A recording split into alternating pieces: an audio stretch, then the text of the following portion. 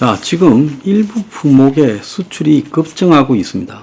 그래서 반도체와 차가 수출 신기록을 썼어요. 상반기 무역 수지가 231억 불이다. 6월 반도체 수출이 134억 달러다. 51%가 늘어났다라고 합니다. 그래서 작년 상반기보다 지금 278억 달러가 더 수출이 되었고, 자, 작년 상반기에는 무역 적자가 236억 달러면 올해는 231억 달러를 기록하고 있어요. 그래서 연 7천억 달러의 수출을 기록하지 않겠나, 지금 그런 이야기가 나오고 있습니다. 자, 그런데 하반기에는 미국 대선이 변수지요. 그런데 지금 이런 수출의 흑자 중에 딱 반도체하고 자동차 두 개입니다. 자동차는 특히 하이브리드 카 수출이 급증하고 있어요. 그래서 한편으로는 매우 다행인데, 다른 한편으로는 내수는 갈수록 줄어들고 일부 회사들만 지금 수출의 주역이 되어서 수출이 급증하는 거, 그리고 다른 회사들은 다 빌빌 싸고 있는 거, 이런 양극화가 한국 경제에 지금 굉장히 좀 문제가 되고 있어요. 그래서 일부 회사들만 수출이 급증한다. 수출은 전체적으로 급증하는데 내수는 엄청 줄어들고 있다. 자, 이게 지금 한국 경제의 문제입니다. 자, 오늘 조선일보가 1면과 그 3면에 한국의 부채가 엄청나게 늘어나고 있다는 걸 달았어요. 가계, 기업, 정부 합쳐서 총 6천조의 부채가 있다. GDP의 2.7배 규모라고 합니다.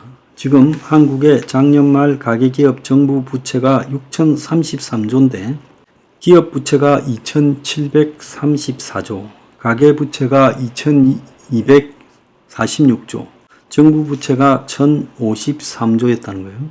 그래서 2013년 1분기에 국가 부채가 3,000조가 처음에 넘었는데, 처음으로 정확하게 지금 11년 만에 6,000조가 넘었습니다. 빚의 증가 속도가 너무 빠르다는 거죠. 그래서 270%에 달하는 지금 이 부채, 그래서 GDP의 270%에 달하는 부채는 G20 20개 나라 중에서 5위 수준이라는 거예요. 10년 전만 해도 9위였다고 합니다. 그래서 코로나 때 빚을 엄청 이렇게 늘렸는데 다른 나라는 그걸 다 줄이고 있는데 한국은 빚이 더 늘어나고 있다는 거예요. 그래서 지난 10년간 이 가계부채가, 특히 가계부채가 가장 많이 늘어난 선진국 중에 1위를 한국이 기록하고 있어요. 그래서 GDP 대비 가계부채가 100.5%, 80%가 넘으면 경제 성장이 제약된다. 왜? 소비를 안 하기 때문에. 부채가 많으면, 가계부채가 많으면 가계가 소비를 안 하잖아요.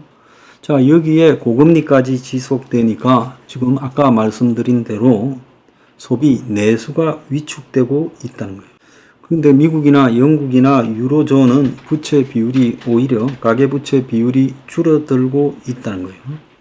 그런데 한국에는 이 소득이 빚보다 느리다는 겁니다. 문제는요. 빚의 증가 속도가 소득보다 느려서 한국의 소득 대비 가계부채 비율이 2008년에 138%였다가 지금 2022년에는 203%, 선진국은 160%대라는 거예요. 자, 이름에도 불구하고 이 나라의 주택담보대출, 즉 가계부채죠. 석 달 새 15조 5천억이 늘었다는 거예요. 자, 그 속에서 이제 빚의 성격 중에서 심각한 것은 이 자영업자, 소상공인들의 부채가 너무 심각하다.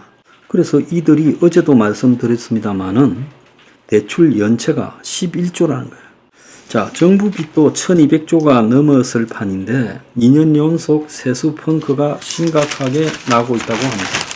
근데 지금 연체가 보통 심각한 게 아닌 게 은행에서 10조 연체, 저축은행이 9조, 캐피탈이 4조, 카드가 2조라는 거예요. 그래서 연체가 총 한 해 동안에 8조가 늘었어요. 작년에요. 매일 200억이 넘게 쌓이고 있어요. 고금리가 계속되는 상황 속에서 지금 빚더미 먹구름이 너무 전체 금융권을 다 덮고 있다는 겁니다. 그래서 국내 327개 금융사들이 보유한 여신에서 한 달 넘게 연체가 되고 있는 것이 26조 2072억이라는 거예요. 그래서 전년 같은 기간 대비해서, 그러니까 작년 7월 1일에 대비해서 42.6% 연체가 무려 7조 8228억이나 늘었어요. 하루에 214억이 연체가 되고 있다는 거예요. 그래서 소상공인 대출이 많은 기업은행 대출이 지금 제일 많아서, 기업은행 대출 연체가 제일 많아서 2조 2885억, 그 다음에 농민 상대로 대출해주는 농협이 1조 1100억이라고 합니다. 연체가요. 자, 은행 다음에 이제 저축은행이 9조에 가까운 연체가 지금 있는데, 저축은행 규모로 보면 이 9조라는 것이 엄청난데 1년 동안에 55.7%가 늘어났어요.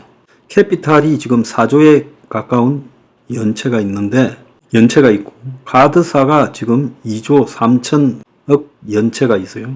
보험업계도 지금 1조 600억의 연체가 있다는 겁니다. 그래서 연체가 금융기관 전체에 누적되면서 이 원인이 고금리도 원인이기는 하지만은 사람들이 지금 빚 갚느라고 허덕이고 소득은 줄어들면서 쓸 돈이 너무 없다라는 것이 지금 근본적인 문제라는 지적이 나오고 있습니다.